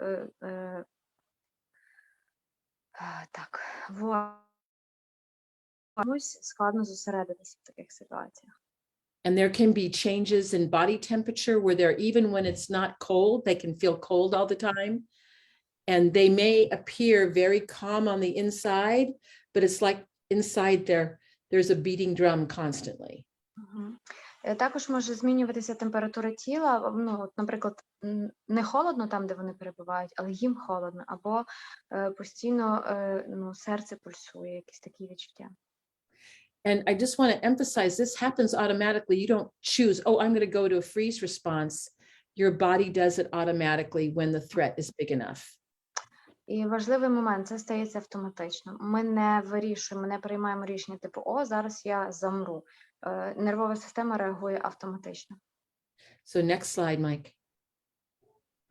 So also when this freeze response happens, some of you may experience an altered state of reality where everything seems to slow down. And also at this time, you have a diminished sense of fear and pain. There's actually, we know our body's natural painkillers are released in our nervous system, that if we are injured, we don't perceive it as being as painful as we may later on. І в такій реакції, в цій завмирання, нам, по-перше, може здаватися, що реальність сповільнюється довкола. По-друге, в кров викидається достатня кількість знеболювальних якихось елементів, які ми не відчуваємо сильного болю чи страху. І потім, коли ця реакція спадає, біль може стати сильніший, а в цей момент ми достатньо самознеболені. Now, going into this response can increase our chances of survival or decrease it, depending on the situation. І в залежності від ситуації, ця реакція замри, вона може або збільшити шанси на виживання, або зменшити. Okay, next slide, Mike. I just want to, so we're going to take a resiliency pause, but I want to say one thing before that. And that is, if you know someone who, and you see someone in a freeze response, they can look like they can't hear you. They can't, it's almost like they're fixed in time. And they may look kind of like this, where their eyes are wide, and it's almost like they're not hearing you. And so you can be, of course, you may see this right now in some people. Maybe some of you have already seen it. So what do you do if you're like this? Try, if they're like that, try to see, it's kind of like waking up a dead battery. You know how we put jumper cables on to wake up the dead battery? I should probably stop that. I'm talking too much, aren't I, Natalia? Yeah, but I will need some more ideas. Okay, so basically what we're doing. But no, I got what you said. Okay. Let me translate that. Отже, Okay. ми зараз, напевно, бачимо таких людей, або бачили вже раніше. Людина в такому стані, вона так ніби завмерла, просто в неї час ніби зупинився, широко відкриті очі можуть бути, людина не чує вас, не розуміє, де вона. І Елейн якраз збиралася пояснити, як людину з цього стану вивести. Віра, можливо, ви мені допоможете, коли вона це пояснить, бо я вже розумію, що я не розумію. You can go to the person, if they can feel some kind of touch, some kind of warmth on their body, that sometimes can help them start to wake up, or it's kind of like thawing something out of the freezer, is that you want to help them start to sense their body. Okay, I got that. І для того, щоб вивести людину з цього стану, іноді потрібно до неї торкатися. Тепло іншого тіла, якісь доторки, вони допомагають вивести людину з такого завмерлого стану. And sometimes feeling some gentle pressure, like I have been in situations where people have been like this in disaster settings, where I've sat on the floor and I have just put my hands on their feet. Like, let's say they have their socks or shoes on, and I put a little pressure on their feet so they can feel like they're in the present moment. And that little bit of pressure and the warmth from my hands has helped bring them back to the present moment. Елейн була в таких ситуаціях, я так розумію, в якихось таких кризових ситуаціях в інших країнах, і що допомагало, вона просто руки клала на ступні, на ноги цих людей, і, по-перше, трохи так натискала на них, це допомагає, по-друге, навіть відчути тепло долонь іншої людини теж допомагає людині повернутися в теперішній момент. And this is a very important one. Sometimes you may try that, it does not work. So even though it seems like they can't hear us, I have said in a voice that sometimes is a little bit more, has a little bit more volume. If you could move, which part of your body would you want to move first? And sometimes you'll just see like a movement of a finger or just a very subtle movement. So just invite them to notice the movement.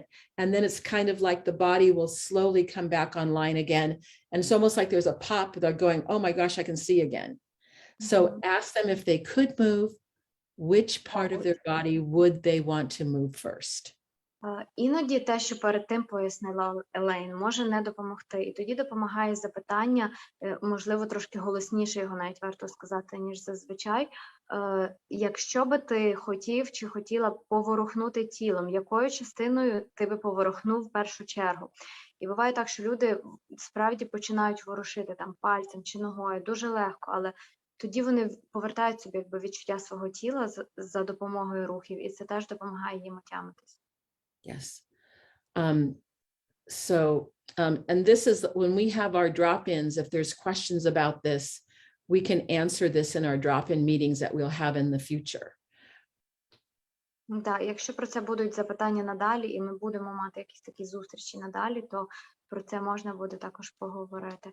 Elaine, I think we ran We are out. done. I know we've ended. So this is our literally our next to the last slide, but I think it's important because we've talked about some really heavy subjects in the last few minutes for people to call in one of their resources right now, maybe to remember what they're grateful for or anything right now that would help them be more in their resilience zone. So we're doing it right now. Yeah, right now. We'll just ask them. Could you say the question again, because I Yeah, just ask them, just as we've, spoken about these very difficult subjects, we would like to invite them as we're ending today to think about one of their resources or one of the skills that we've taught them. And maybe to even bring in what are they grateful for at this moment in time. Okay. Отже, ми, друзі, ми вже будемо потрошки завершувати. Елейн пропонує на завершення, оскільки ми говорили про досить складні речі, таку хвилинку ресурсності зробити, пригадати якийсь свій ресурс, або якщо не ресурс, то щось, що нас зараз підтримує, або навіть щось, за що ми вдячні. Присвятити цьому зараз хвилину. So just take a moment.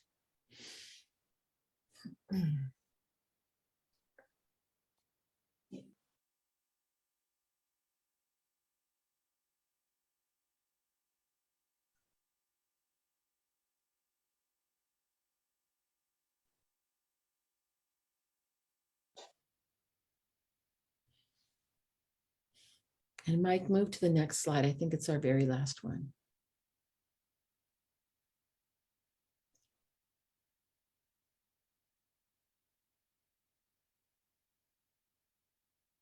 And I think that, Natalia, as we're ending, I'll just say out loud, we all have a nervous system, a body and a mind designed for well-being and to heal.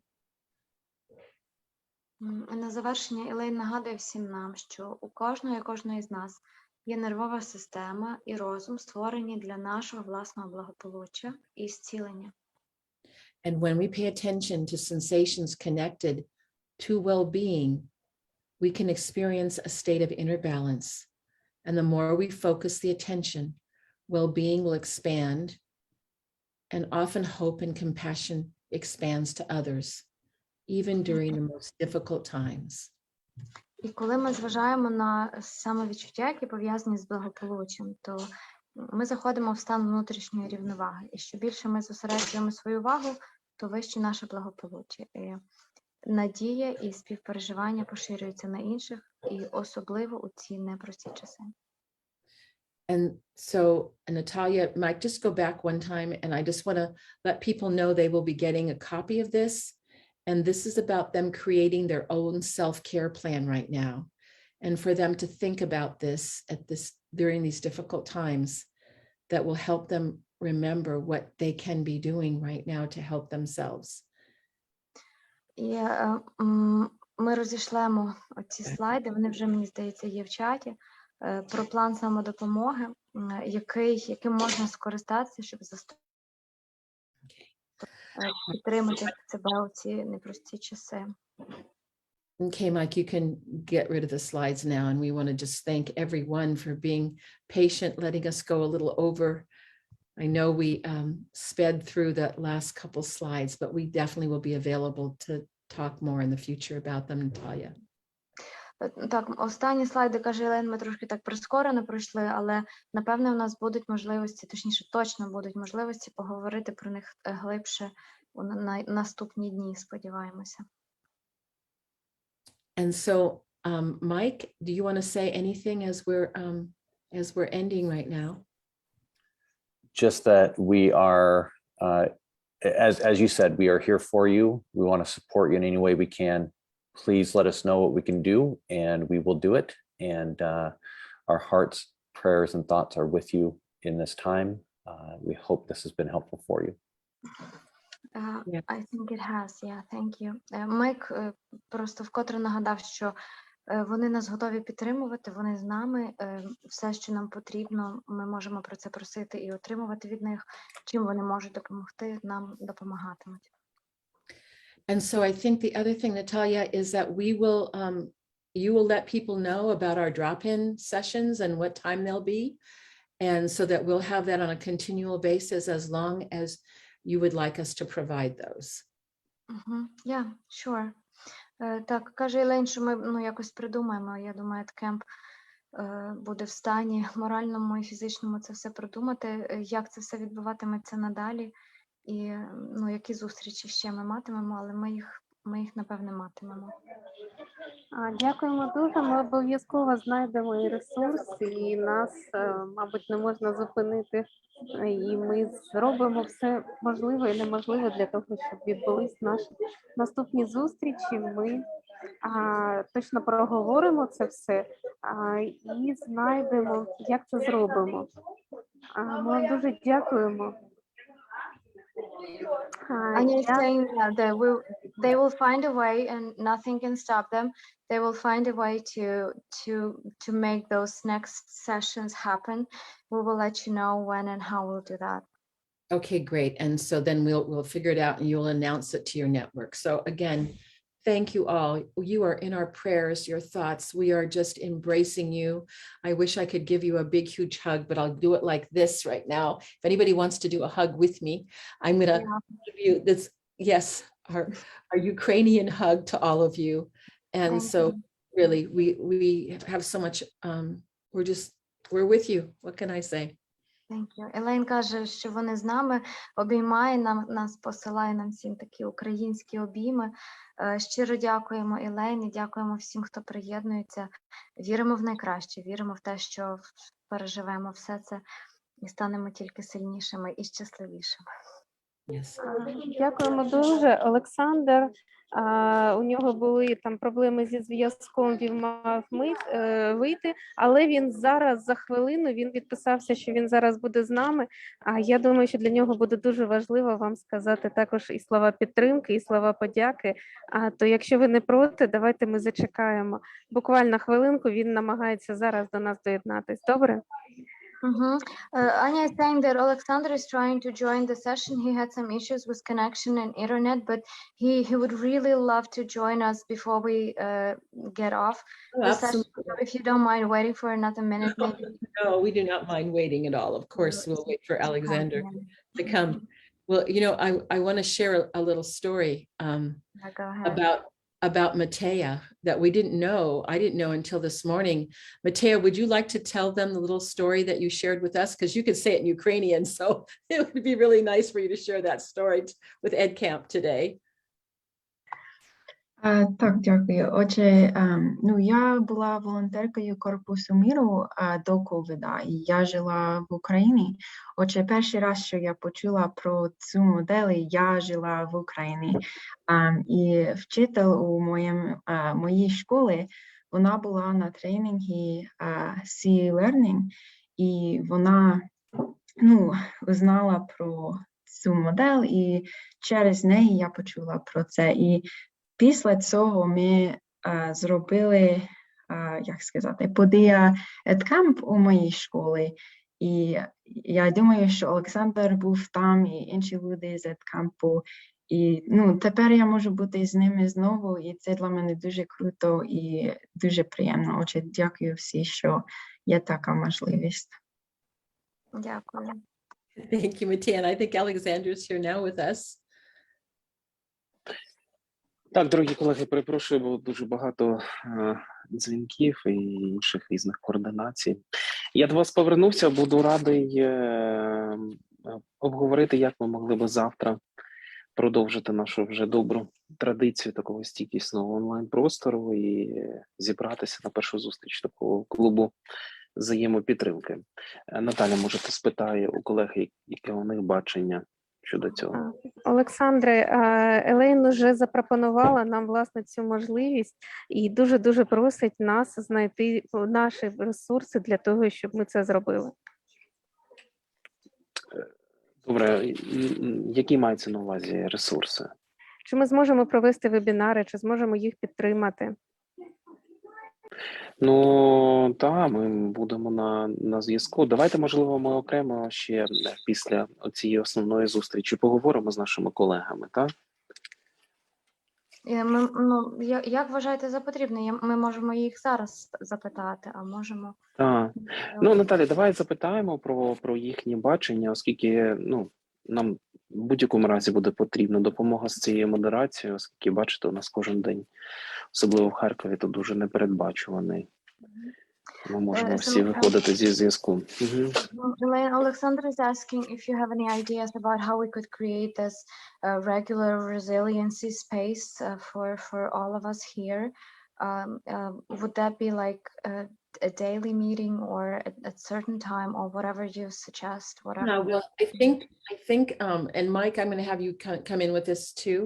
I think we can do a daily meeting. We also have our UK crim teachers that could also do it at different time than for us in California.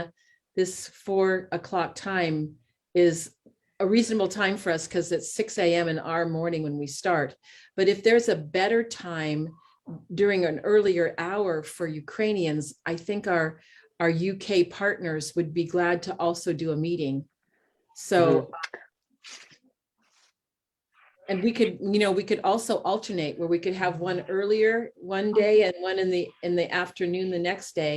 So people who may have a challenge to come at 4, but could come at, let's say, 8 o'clock in the morning, that they had options. So I don't know, what do you think about that?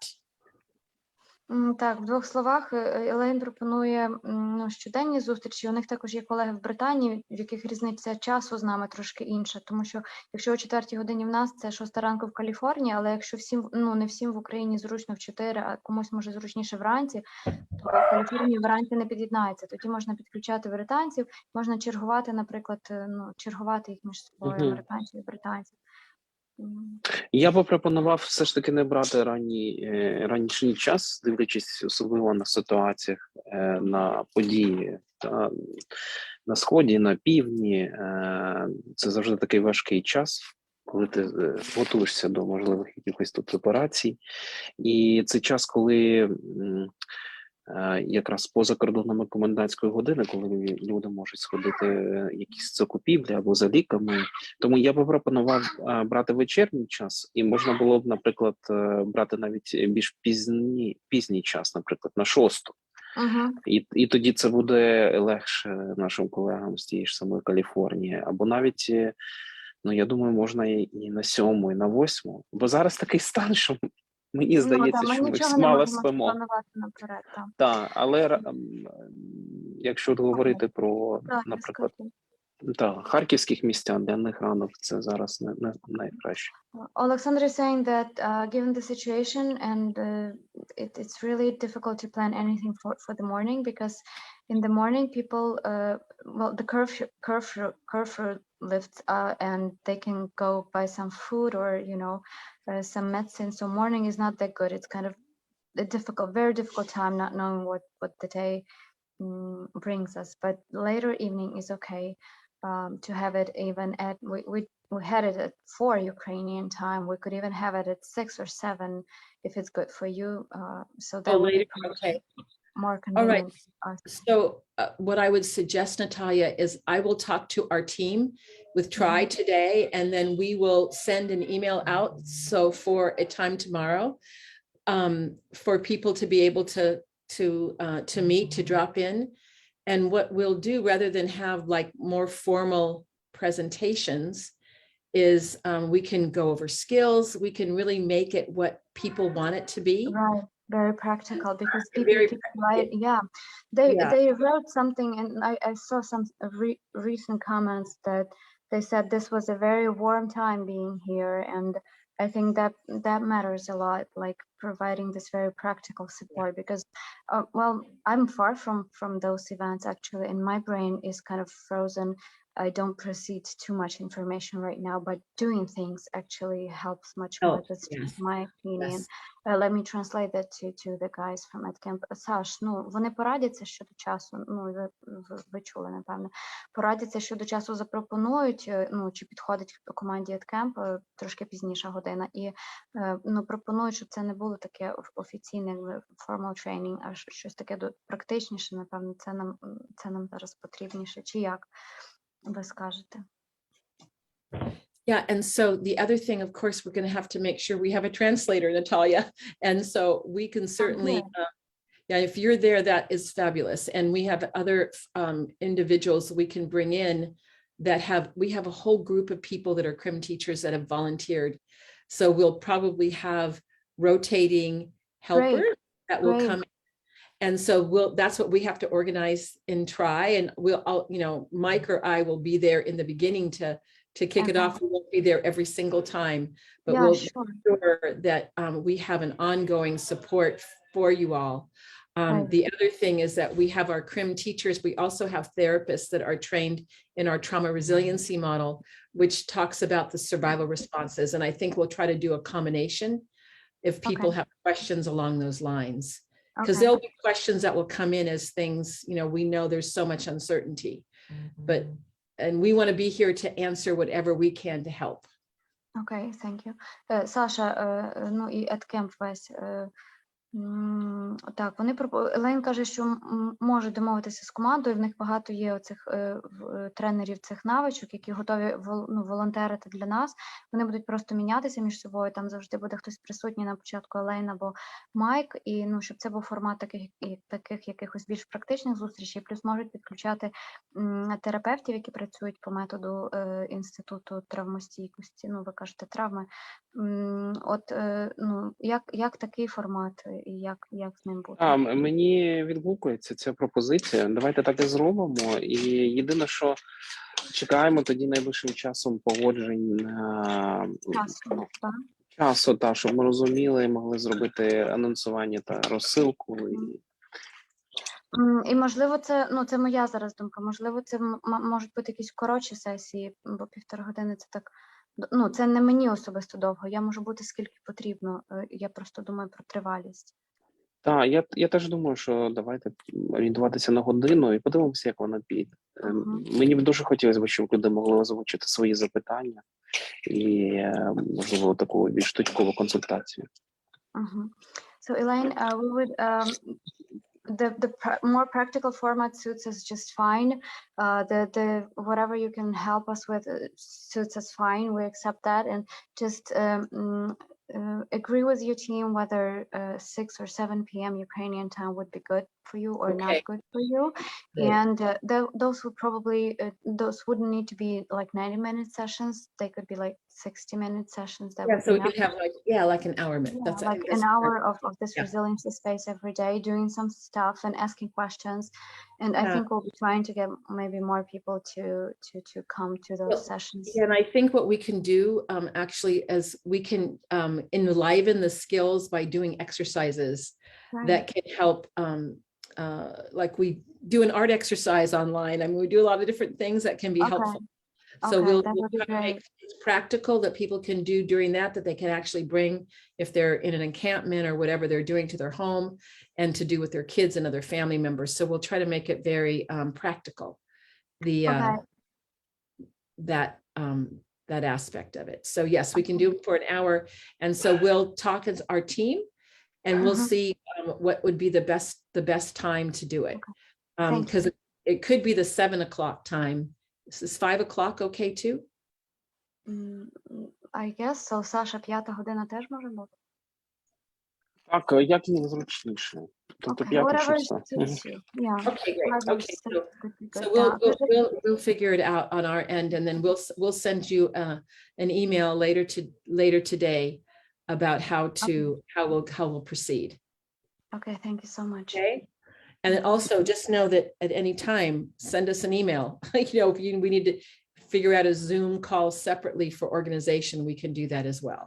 Okay. All right. Так, каже Елейн, що якщо нам треба окремий Zoom для організації, то теж можна, ну, щоб організувати все, це теж можна зробити або просто написати. Вони подумають і напишуть. And Mike, is there anything you want to say? No, I think that works wonderfully. We'll work out the details on our end and go from there. We definitely Okay. have people that want to support this. So Thank you. Yes. Well, and I just want to really say thank you to Natalia for being a wonderful translator, yes, and Vera as well. But Natalia, thank you. You've just done such a beautiful No job. problem. Thank you. All right. Anything else? It's so good to see you, Alexander, too. Дякую дуже від усієї нашої команди. Сьогодні був важкий день. Сподіваюся, що завтра буде трохи легше. До зустрічі на нашому просторі стійкості. Завтра ми повідомимо час. Я дякую всім, хто був сьогодні з нами. Yeah, see you tomorrow. Thank you very much. Okay, see you Take tomorrow. care. thank Okay, you. bye-bye. Bye. Be safe. Thank you. Safe.